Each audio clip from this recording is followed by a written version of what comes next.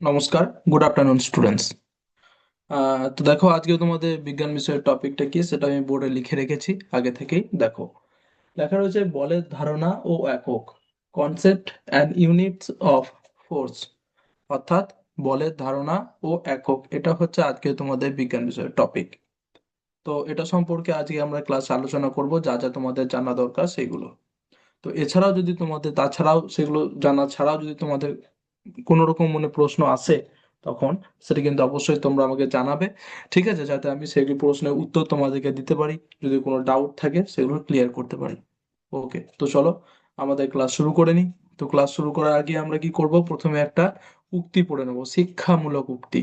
যেটা থেকে শিক্ষামূলক উক্তি বলতে যেটা থেকে আমরা একটা ভালো শিক্ষা পাই, তো তাকেই বলছে শিক্ষামূলক উক্তি। চলো দেখে নিই সেই শিক্ষামূলক উক্তিটা কি রয়েছে। বাংলায় এখানে লেখা রয়েছে, আশা করছি তোমরা আমার স্ক্রিন শেয়ারটা দেখতে পাচ্ছ। দেখতে পাচ্ছ তো? একদমই তাই। তো দেখো, তো আমার স্ক্রিন শেয়ার যেটা করেছি সেখানে লেখা রয়েছে যে শিক্ষা শুধু বইয়ের মধ্যেই সীমাবদ্ধ নয়, আচরণেই তার আসল পরিচয়। কত সুন্দর একটা উক্তি এখানে রয়েছে, যে শিক্ষা শুধু বইয়ের মধ্যেই সীমাবদ্ধ নয়, অর্থাৎ শিক্ষা যে শুধুমাত্র আমরা বই থেকেই নিতে পারি এমন কিন্তু নয়, আচরণেই তার আসল পরিচয়। অর্থাৎ তার ব্যবহার, বিহেভিয়ার, তার কিরকম একটা মানুষের কিরকম ব্যবহার হওয়া দরকার, সেখানেই তার আসল শিক্ষা দীক্ষা লুকিয়ে থাকে। তো এই কথাটার অর্থ কি সেটা আমরা একটু ব্যাখ্যার মাধ্যমে জেনে নিই। দেখো বলছে,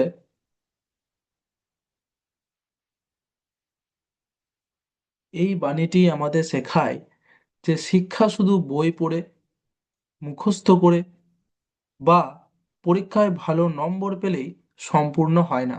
অর্থাৎ বই পড়লাম, ভালো নাম্বার পেলাম, ভালোভাবে মুখস্থ করলাম পড়াগুলো, তার মানে কিন্তু আসল শিক্ষা নয়।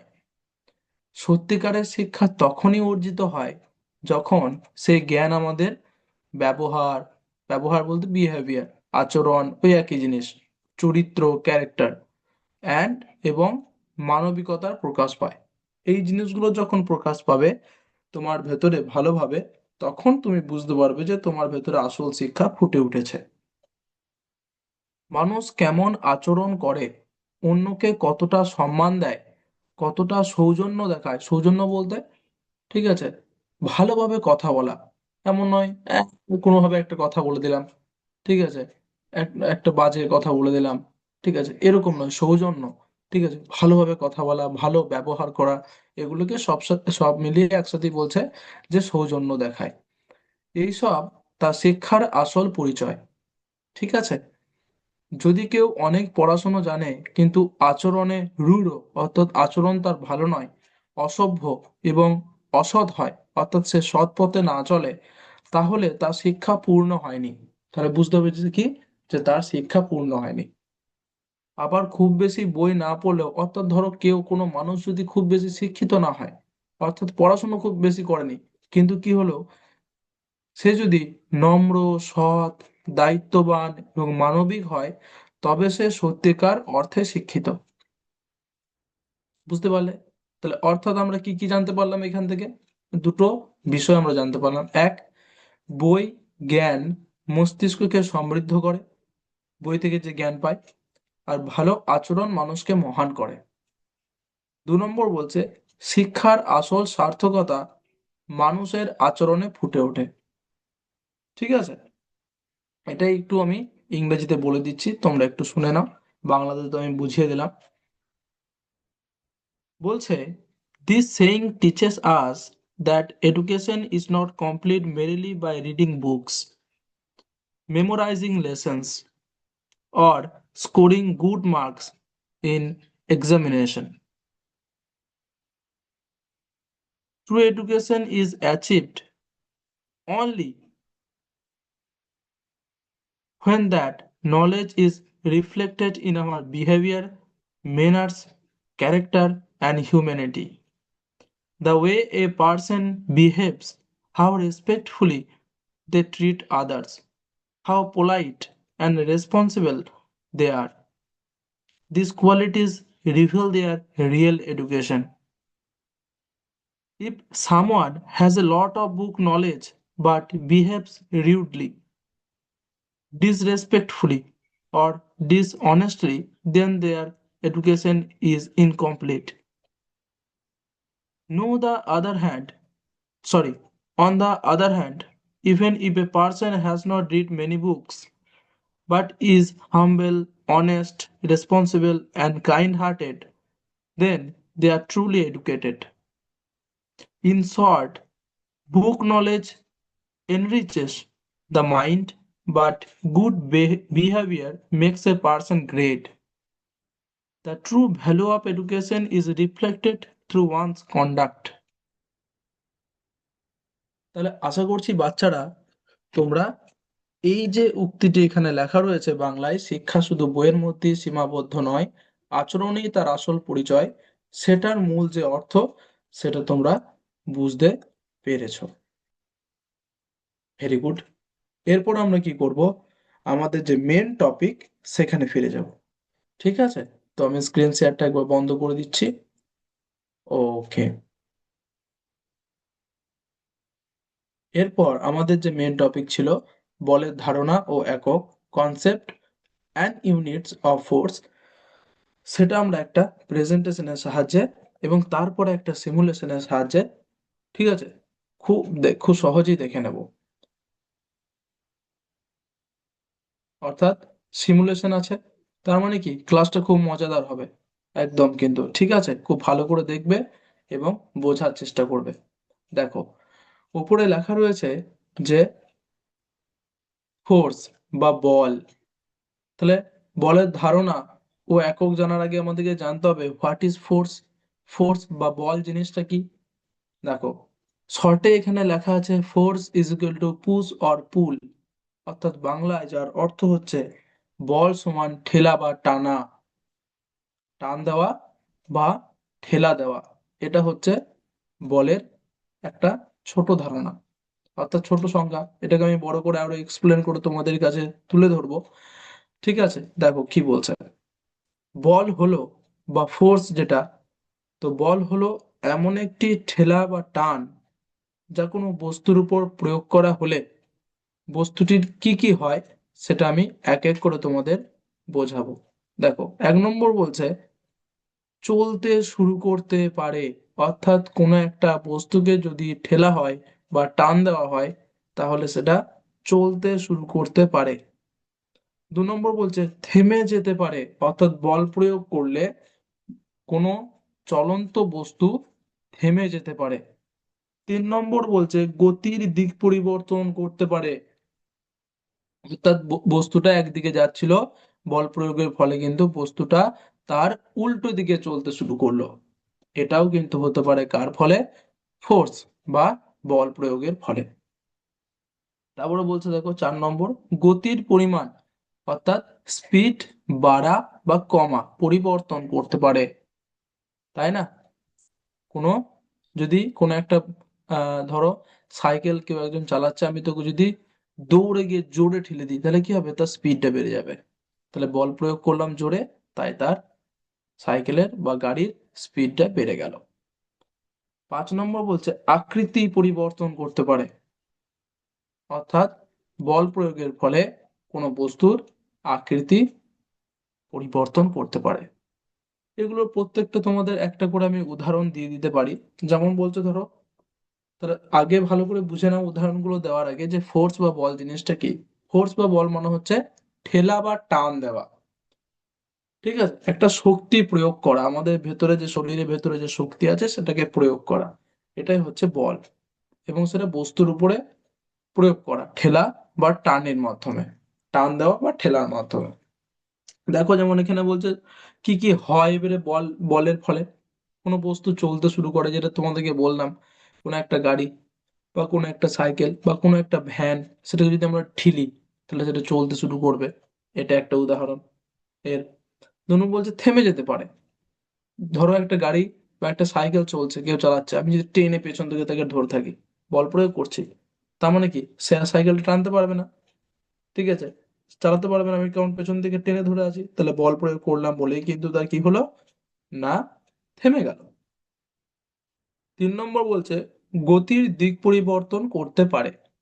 গতির দিক পরিবর্তন বলতে ধরো তোমরা ব্যাডমিন্টন খেলছো, এখন শীতকাল না, ব্যাডমিন্টন খেলা হয় তোমরা জানো, র্যাকেট খেলা যেটাকে বলে থাকি আমরা গ্রামাঞ্চলে, যে র্যাকেট খেলা বা ব্যাডমিন্টন খেলা। তো এই যে ব্যাডমিন্টন খেলা হয় তখন সামনে দুজন খেলে, এবং আচ্ছা দুজন, দুজন চারজন টোটাল খেলা হয়। তো প্রথমে একজন মারলো ওদেরকে, তো ওদের দিকে যে ককটা, ঠিক আছে, আহ, যে ককটা যাচ্ছিল বা বলটা যাচ্ছিল ওদের দিকে, সে আবার কি করলো, তার আবার ঘুরিয়ে আমাদের দিকে ছুড়ে দিল। ধরো আমি আর তুমি খেলছি, তাহলে কি হলো, আমি তোমাকে মারলাম, তুমি আবার ঘুরিয়ে আমাকে মারলে বলটা বা ককটা যেটাকে বলা হচ্ছে। তো সেটাতে কি হলো, দিক পরিবর্তন হলো। আমি মারলাম তোমার দিকে যাচ্ছিল একদিকে, আবার তুমি ঘুড়ি মেরে দিলে তার উল্টো দিকে চলে এলো, তাহলে দিক পরিবর্তন হচ্ছে। কিসের কারণে? বল প্রয়োগ করছো র্যাকেটের সাহায্যে, ব্যাডমিন্টনের সাহায্যে, তাই। বুঝতে পারলে? ওকে। তা বলছে গতির পরিমাণ পরিবর্তন করতে পারে। এই যে বললাম, আমি একটা বলকে লাথি মারলাম, আমি হালকা করে লাথি মারলে বলটা হালকা করে যাবে, আর বলটাকে যদি আমি জোরে লাথি মারি বলটা জোরে বেরিয়ে যাবে। তার মানে কি, বল প্রয়োগের ফলে কিন্তু গতির পরিমাণ পরিবর্তন করা হয়। ঠিক আছে। আকৃতি পরিবর্তন করতে পারে, বল প্রয়োগের ফলে কিন্তু আকৃতির পরিবর্তন হয়। যেমন কি, ধরো একটা লোহা দিয়ে আমি একটা কোনো একটা কিছু বানাবো, লোহা দিয়ে আমি একটা কুঠার বানাবো, এক্স কুঠার। কি করব তাহলে ওটাকে, প্রথমে লোহাটাকে আগুনে পোড়াবো, দিয়ে তার উপর হাতুড়ি দিয়ে জোরে জোরে মারবো যাতে সেটা কুঠারের শেপে চলে আসে, কুঠার যেরকম হয় সেরকম শেপ আসে, সেরকম আকৃতি আসে। তো এই যে হাতুড়ি দিয়ে মারছি তার মানে কি, বল প্রয়োগ করছি। তাহলে এই যে লোহাটার উপর বল প্রয়োগ করছি তার জন্য তার আকৃতি পরিবর্তন হচ্ছে। তাহলে বুঝতে পারলে যে বল প্রয়োগের ফলে এই এই জিনিসগুলো কিন্তু ঘটে থাকে। Very good. তাহলে সংক্ষেপে যদি বলা যায়, যে কোনো ঠেলা বা টানকে বলা হয় বল। একদম ক্লিয়ার হয়ে গেছে আশা করছি বল জিনিসটা কি। এরপর আমরা দেখব আমাদের নেক্সট পেজে কি রয়েছে, হোয়াট ফোর্স ক্যান ডু। দেখো এই জিনিসগুলোই বললাম, যে ফোর্স কি কি ঘটে ফোর্সের ফলে। What force can do: start motion, stop motion, change direction, change speed, change shape. এই জিনিসগুলো আমি তোমাদের এখনই বললাম, একটু দেখে নাও।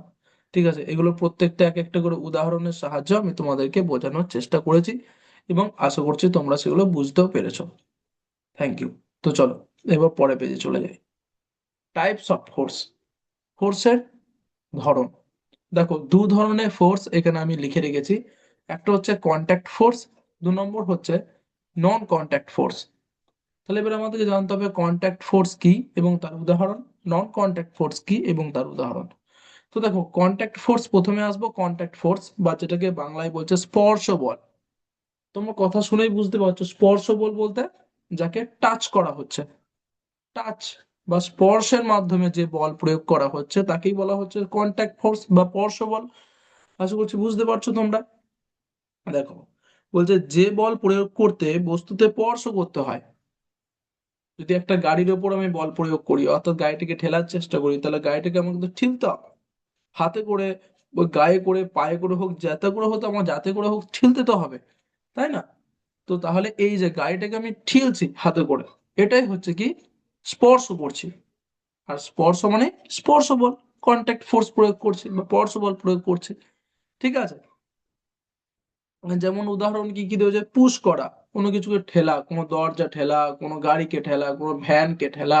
ঠিক আছে, এইসব। টান দেওয়া, কোনো কিছু টানা, যেমন ধরো কুয়ো থেকে জল তোলা, দড়ি দিয়ে টেনে। ঠিক আছে।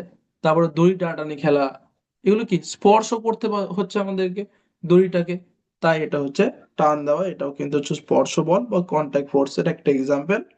তারপর হচ্ছে ঘর্ষণ বল, ঘর্ষণ করানো, ঘর্ষণ বল তোমরা জানো যে কি, যদি একটা টেবিলের উপর আমরা বই রাখি এবং সেটাকে যদি কি করি, তার উপর ঘষি, তাহলে কি হবে, বা একটু যদি দূরে ঠেলে দিই, বা তার থেকেও একটা সহজ এক্সাম্পল তোমাদের দিই, যে ধরো তুমি মাঠে গেছো, মাঠে ফুটবল রাখা আছে একটা, বলটাকে তুমি পায়ে করে মারলে, ফুটবলটাকে কি হলো, বলটা কি একবারে চলতেই থাকবে, চলতেই থাকবে, চলতেই থাকবে, একবারও কি থামবে না? থামবে। কিছুটা যাওয়ার পর থেমে যাবে, তুমি যতটা জোরে মেরেছো ঠিক ততটা দূর যাবে, তারপর আবার থেমে যাবে। এই যে কেন থামছে, থামছে এই কারণেই, কারণ এই মাঠের যে মাটি বা ঘাস যাই আছে না কেন, তার সাথে বল, ঘর্ষণ বল ক্রিয়া করছে। তো ঘর্ষণ বল ক্রিয়া করছে, এই কারণেই বলটা কিছু দূর যাওয়ার পর কি করছে, থেমে যাচ্ছে। বুঝতে পেরেছো তো? একদমই তাই। তো এই ঘর্ষণ বল করানোর জন্য কি করতে হলো, আগে আমাকে বলটাকে লাথি মেরে বা পায়ে করে লাথি মারতে হলো, আমাকে স্পর্শ করতে হলো, তবেই না আমি ঘর্ষণ বল করতে পারলাম, ফ্রিকশনাল ফোর্স যেটা, করতে পারলাম, তাই না? একদমই তাই। তাহলে ঘর্ষণ বলও কিন্তু কন্ট্যাক্ট ফোর্সের এক্সাম্পল। এগুলো হলো। এরপর আমরা দেখব নন কন্ট্যাক্ট ফোর্স। পরে পেজে দেখি example of non contact force. তিনটে এক্সাম্পল এখানে দিয়েছে। নন কন্ট্যাক্ট ফোর্স মানে অস্পর্শ বল। অস্পর্শ বল মানে তোমরা বুঝতে পারছো, স্পর্শ বল, অস্পর্শ বল, অর্থাৎ যেটাকে স্পর্শ না করে যে বল প্রয়োগ করা হয়। দেখো কি কি। এক নম্বর হচ্ছে গ্রাভিটেশনাল ফোর্স, অর্থাৎ মাধ্যাকর্ষণ বল। পৃথিবী প্রত্যেকটা বস্তুকে নিজের কেন্দ্রের দিকে টানে, কতবার পড়েছি তাই না এই জিনিসটা? তো এই যে পৃথিবী নিজের দিকে টানছে, পৃথিবী কি হাত আছে? নেই। পা আছে? নেই। কিছুই নেই। তাহলে সে কি করে ধরে আছে প্রত্যেকটা বস্তুকে? ধরো তুমি যে চেয়ারে বা টেবিলে বসে আছো, সেই চেয়ার বা টেবিলটা উপরে কেন ভেসে যাচ্ছে না? বা আমরা যে দাঁড়িয়ে আছি বা বসে আছি, আমরাই কেন চাঁদে যেমন হয়, মহাকাশে গেলে যেমন হয়, কি ভেসে ভেসে বেড়াই? কেন পৃথিবীতে হচ্ছে না? কারণ পৃথিবীর মাধ্যাকর্ষণ বল আছে, পৃথিবীর গ্র্যাভিটেশনাল ফোর্স আছে। বুঝতে পারছো? তো এই ফোর্সটাকে, মাধ্যাকর্ষণ বলটাকে বলা হচ্ছে নন কন্ট্যাক্ট, অর্থাৎ পৃথিবী কাউকে তো হাতে করে টানছে না, তাই না, স্পর্শ করছে না, তাই এটা হচ্ছে অস্পর্শ বল। তারপরে বলছে দেখো ম্যাগনেটিক ফোর্স, চুম্বকীয় বল। চুম্বকীয় বল আবার জিনিসটা কি? দেখো চুম্বকীয় বল হচ্ছে, ধরো একটা একটা বাটিতে বালি রাখা আছে এবং তার সাথে কিছু লোহার গুঁড়ো মিশে গেছে, এরপর ওই বালিটা আমার লাগবে, ঠিক আছে? কি করব, আমাকে বললো যে তোকে একটা চুম্বক দিচ্ছি, সেই বা তোমাকে একটা চুম্বক দিচ্ছি, সেই চুম্বকের সাহায্যে ওই লোহার গুঁড়োগুলোকে ওই বালিটা থেকে তুলে নে। তাহলে কি করব, ওই বালিটাকে প্রথমে একটা, বাটির বালিটাকে একটা ভালো জায়গায় প্রথমে, একটা কাগজে হোক বা কাপড়ের উপর হোক, প্রথমে ভালো করে মিলে দেব। মিলে দেওয়ার পর কি করব, চুম্বকটাকে, ম্যাগনেটটাকে সেই বালির একদম খুব কাছে নিয়ে যাব। তাহলে কি হবে, লোহার যে গুঁড়িগুলো ছিল সেইগুলো চুম্বকে লেগে যাবে। তাহলে কি হলো, এতে এতে ভালো বালিটা আমি পেয়ে গেলাম। তাহলে এখানে দেখো এবারে একটা জিনিস, ম্যাগনেটিক ফোর্সে কি আমি স্পর্শ করলাম? আমি স্পর্শ করলাম কি, হ্যাঁ, এটা বলতে পারো যে ম্যাগনেটটাকে আমি ধরে আছি, কিন্তু উম, এই যে বালিগুলো থেকে লোহার গুঁড়িগুলো আলাদা হয়ে গেল, অটোমেটিক চুম্বকের সাহায্যে উঠে চলে এলো, এটা কি আমি করলাম? বা আমি স্পর্শ করে করে একটা একটা করে লোহার গুঁড়োগুলো কি চুম্বকে লাগালাম? না, অটোমেটিক চলে এলো। এটাকে বলছে ম্যাগনেটিক ফোর্স বা চুম্বকীয় বল। তাহলে এটা অস্পর্শ বল। তারপর হচ্ছে ইলেকট্রোস্ট্যাটিক ফোর্স, তড়িৎ স্থৈত বল। ঠিক আছে? তো প্রথমে এই 3 নম্বর পয়েন্ট যেটা রয়েছে, এটা সম্বন্ধে আমরা পরে আলোচনা করব, এটা তোমাদের এখন জানার দরকার নেই। এখন তোমরা জানবে মাধ্যাকর্ষণ বল, ম্যাগনেটিক ফোর্স, মাধ্যাকর্ষণ বল আর চৌম্বকীয় বল, এই দুটো। তাহলে বুঝতে পেরেছো? Good, very good. এরপর আমরা পরের পেজে চলে যাই, দেখি কি রয়েছে। পরের পেজে রয়েছে ইউনিট অফ ফোর্স। ফোর্সের ইউনিট কি, অর্থাৎ একক কি?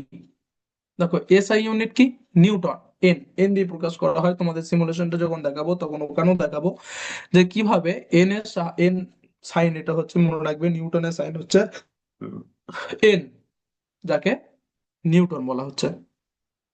দেখো বলছে 1 newton is equal to force to move 1 kilogram object with 1 metre per second square acceleration. অর্থাৎ নিউটন বল কাকে বলে আমরা যদি বলি, তাহলে কি বলবো, 1 নিউটন বল হলো 1 কেজি ভরকে 1 মিটার পার সেকেন্ড স্কোয়ার ত্বরণ দিতে যত বল লাগে। অর্থাৎ আরো সহজভাবে যদি বলি, 1 নিউটন হলো আঙুল দিয়ে হালকা করে ঠেললে, বলছে 1 নিউটন হলো আঙুল দিয়ে হালকা করে ঠেললে যে পরিমাণ বল লাগে তার মতো। বুঝতে পেরেছো? আঙুল দিয়ে কোনো একটা বস্তুকে ঠেললাম, 1 নিউটন বল প্রয়োগ করলাম, ঠিক আছে? তো সেটাই হচ্ছে কি, সেটাই হচ্ছে 1 নিউটন বল।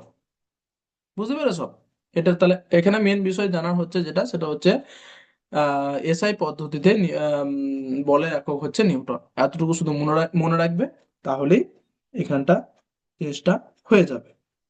এরপর লাস্ট পেজ আমরা দেখে নিই কি রয়েছে। মেজারিং ফোর্স, অর্থাৎ বলের পরিমাপ। বলের পরিমাপ কিভাবে করা যায়? দেখো, একটা ইনস্ট্রুমেন্টের সাহায্যে পরিমাপ করা যায়। একটা যন্ত্র আছে বল পরিমাপে, যন্ত্রটার নাম কি? Spring balance.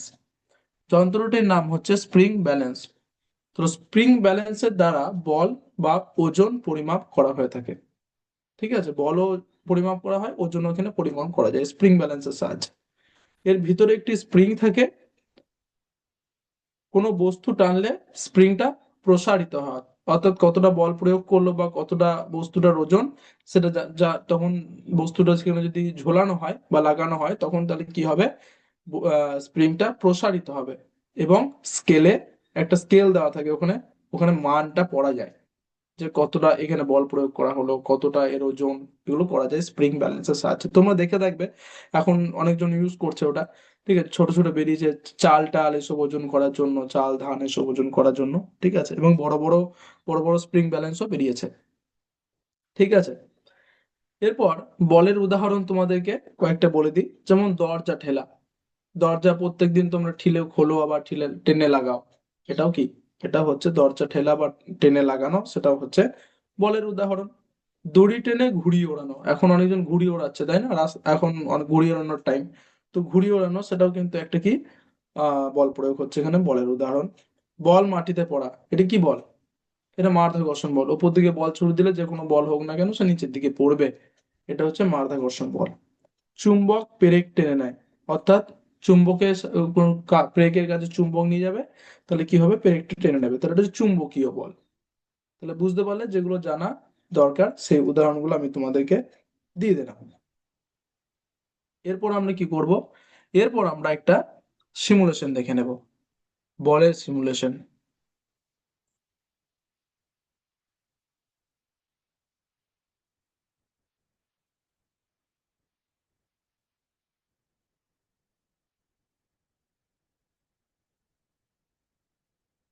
দেখো, এখানে দুটো দু ধরনের মানুষ আছে, একটা হচ্ছে ব্লু, নীল কালারের, আর একটা হচ্ছে রেড, লাল কালারের। এবং এখানে একটা কি আছে? এখানে হচ্ছে এখানে একটা বাক্স মতো আছে, ট্রলি আছে, যেখানে অনেক চকলেট রাখা আছে বা অনেক মালপত্র রাখা আছে।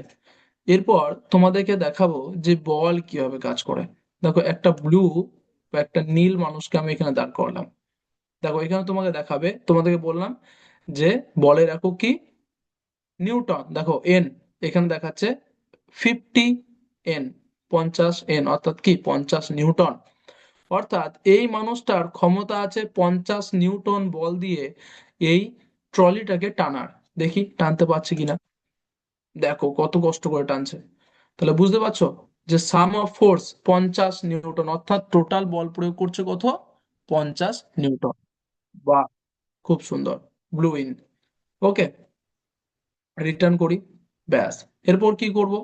এরপর ঠিক এরই মতো আর একজন লাল মানুষকে দাঁড় করাবো। রাইট ফোর্স মানে লাল মানুষটার ফোর্স বল প্রয়োগ করতে পারবে কত? 50 নিউটন। নীলটাও করতে পারবে 50 নিউটন। দুজনেরই সমান। দেখি কত সাম অফ ফোর্স আসছে, অর্থাৎ কার জোর বেশি, কে যেতে দেখি। দুইটা টানাটানি খেলার মতো, তাই না? তাহলে এখানে কি বল প্রয়োগ করতে হচ্ছে কি হচ্ছে না? তোমাদের এই সিমুলেশনটা দেখানোর আমার একটাই উদ্দেশ্য, যেটা হচ্ছে এখানে তোমরা দেখতে পাচ্ছ যে বল প্রয়োগ করছে। প্রথমে নীল, যে মানুষটা প্রথমে যেটা দেখালাম, বল প্রয়োগ করলো বলেই না তার দিকে ট্রলিটা এগিয়ে গেল, সে জিততে পারলো, সবাই হাততালি দিল, তাই না? বল প্রয়োগ করছে। এবারে দেখি সে বল প্রয়োগ করতে পারছে কিনা নীল মানুষটা। দেখো, এখন কিন্তু ট্রলিটা একটুকু এগোয়নি, এবং সাম অফ ফোর্স কত? 0। কারণ কি? কারণ এদিক থেকেও লাল মানুষটা 50 নিউটন বলে টানছে, এবং এদিকে নীল মানুষটা 50 নিউটন বলে টানছে। তাহলে দুজনের সমান দিকে টানছে। তাহলে কি হবে? তাহলে হবে না, একই জায়গায় দাঁড়িয়ে থাকবে। কিন্তু যদি আরো একটা মানুষকে আমি এখানে লাগিয়ে দিই, এইভাবে লাগিয়ে দিলাম, কত হয়ে গেল এই দিকের? দেখো, পজ করি একবার। দেখো, এই দিকের রাইট রাইট ফোর্স তখন হয়ে গেল 100, 100 নিউটন হয়ে গেল, আর এর তখন জোর কমে গেছে। দেখো কে যেতে দেখে হবে রে? কি যেতে দেখি? বাহ, রেড উইন্স। তাহলে লাল যে, সে জিতে গেল। তাহলে বুঝতে পারছো? এবার এইদিকে লাগাই দেখি। এদিকে দুজন, এদিকে দুজন, অর্থাৎ এদিকে 100 নিউটন, এদিকেও 100 নিউটন, বাঁ দিকেও 100 নিউটন, ডান দিকেও 100 নিউটন, কে যেতে দেখি? দেখো, দুদিকেই কিন্তু যেতে পারছে না। সাম অফ ফোর্স জিরো, কারণ কি দুদিকে একই বল প্রয়োগ করছে 100 নিউটন করে। এরপর যদি এদিকে আরো একটু বাড়িয়ে দিলাম, 200 নিউটন বল প্রয়োগ করে দিলাম, দেখো সাম অফ ফোর্স কত? এখানে ভালো করে লক্ষ্য করবে, সাম অফ ফোর্স হচ্ছে 100। কারণ কি? কারণ হচ্ছে এরা দুশো দুশো নিউটন বল প্রয়োগ করছে, আর এরা 100। তাহলে 200 থেকে 100 বাদ দিলে কত হয়? 100। তাহলে সাম অফ ফোর্স 100, অর্থাৎ এরা 100 নিউটন বল প্রয়োগ বেশি করেছে, তাই এরা জিতে যাবে। দেখি জিতে যাচ্ছে কিনা। ব্লু উইন্স, জিতে গেল। তাহলে তোমরা বুঝতে পারলে তো কিভাবে বল প্রয়োগ করা হচ্ছে এখানে? একদমই তাই, এইভাবে কিন্তু বল প্রয়োগ করা হচ্ছে। তো আশা করছি তোমরা ক্লাসটা বুঝতে পারলে যে কিভাবে বল প্রয়োগ হচ্ছে, সিমুলেশনের সাহায্যে বুঝতে পারলে যে বল প্রয়োগ কেমন ভাবে করা হচ্ছে, আমরা কিভাবে বল প্রয়োগ করে থাকি। ঠিক আছে? বল জিনিসটা কি, বল জিনিসের উদাহরণগুলো কি কি, বলের প্রকারভেদ কি কি, বলের একক কি কি, সবই তোমাদের দেখানোর বা বোঝানোর চেষ্টা করলাম। এরপর আমরা এই বিষয়ে একটা ওয়ার্ড বল করে নিই।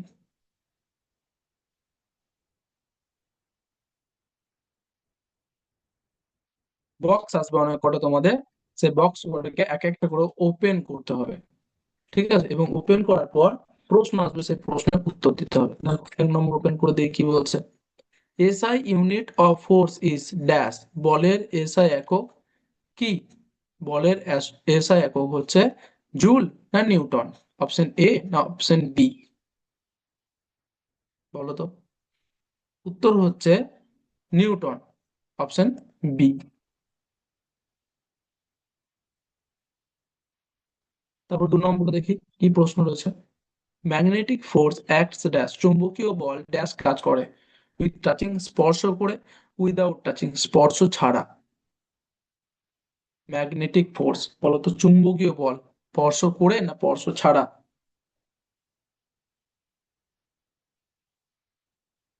স্পর্শ করে তো করে না, চুম্বকীয় বল স্পর্শ ছাড়া, উইদাউট টাচিং, তাই না? ভেরি গুড, একদম ঠিক। 3 নম্বরটা দেখে নি। Which of the following is a non contact force. নিচের কোনটি অস্পর্শ বল? ফ্রিকশন, ঘর্ষণ না গ্রাভিটেশনাল ফোর্স, মাধ্যাকর্ষণ বল? অপশন এ নাকি অপশন বি? কোনটা অস্পর্শ বল, যাকে স্পর্শ করা যায় না বা স্পর্শ না করে যে বল প্রয়োগ করা হয়, সেটা হচ্ছে অপশন বি, গ্রাভিটেশনাল ফোর্স বা মাধ্যাকর্ষণ বল। 4 নম্বরটা ওপেন করে নিই। 4 নম্বরটা বলছে force can change the dash of motion. বল গতির ড্যাশ পরিবর্তন করতে পারে, ডিরেকশন না কালার? বল গতির ড্যাশ পরিবর্তন করতে পারে, দিক পরিবর্তন করতে পারে না রং পরিবর্তন করতে পারে? উত্তর হবে অপশন এ, তাই না? একদমই ঠিক, দিক পরিবর্তন করতে পারে। 5 নম্বর দেখে নিই। 5 নম্বর বলছে which one can cause A moving object to stop. নিচের কোনটি চলমান বস্তুকে থামায়? হিট, তাপ না ফ্রিকশন, ঘর্ষণ? এই যে বললাম, ফুটবলের উদাহরণটা দিয়ে বলেছিলাম, একটু মনে করে বলো তো। অপশন এ হবে না বি হবে? কে বস্তুকে চলতে বা চলমান বস্তুকে থামিয়ে দেয়? উত্তর হবে অপশন বি, ফ্রিকশন, ঘর্ষণ। দেখো একদম ঠিক। 6 নম্বর কোশ্চেন দেখে নি। বলি which is a contact force. কোনটি স্পর্শ বল? ম্যাগনেটিক ফোর্স, চুম্বকীয় বল না ফ্রিকশন, ঘর্ষণ? কন্ট্যাক্ট ফোর্স মানে স্পর্শ বল, চুম্বকীয় বল তো নয়, তাহলে ফ্রিকশন, ঘর্ষণ বল, তাই না? একদমই তাই। 7 নম্বর বক্স ওপেন করে নি, কি রয়েছে দেখি। What is force. বল কি? বল মানে কি, লাইট বা আলো না পুশ অর পুল, ঠেলা বা টান দেওয়া? তাহলে অপশন বি, এটা তো আমরা সবাই জানো। একদমই তাই। আমাদের লাস্ট প্রশ্ন দেখে নি। Which instruments is use to measure force. কোন যন্ত্রে বল মাপা হয়? থার্মোমিটার নাকি স্প্রিং ব্যালেন্স? থার্মোমিটারে তো জ্বর মাপা হয়, তাই না, তাপমাত্রা মাপা হয়। তাহলে স্প্রিং ব্যালেন্সের সাহায্যে কিন্তু কি মাপা হয়? বলের পরিমাপ করা হয়। দেখে নিন উত্তরগুলো ঠিক দিলাম না ভুল। Game complete. So answers. দেখো, দেখে নাও তোমরা একটু, যেখানে প্রত্যেকটা উত্তর কিন্তু আমরা ঠিক দিয়েছি। ঠিক আছে, তো চলো, আশা করছি তোমরা বলের ধারণা ও একক সম্পর্কে আহ বুঝতে পেরেছো ক্লাসটা। আহ তো আজকে ক্লাস এতটাই অবধি। Thank you. জয় বিদ্যাশক্তি, জয় ভারত, জয় হিন্দ।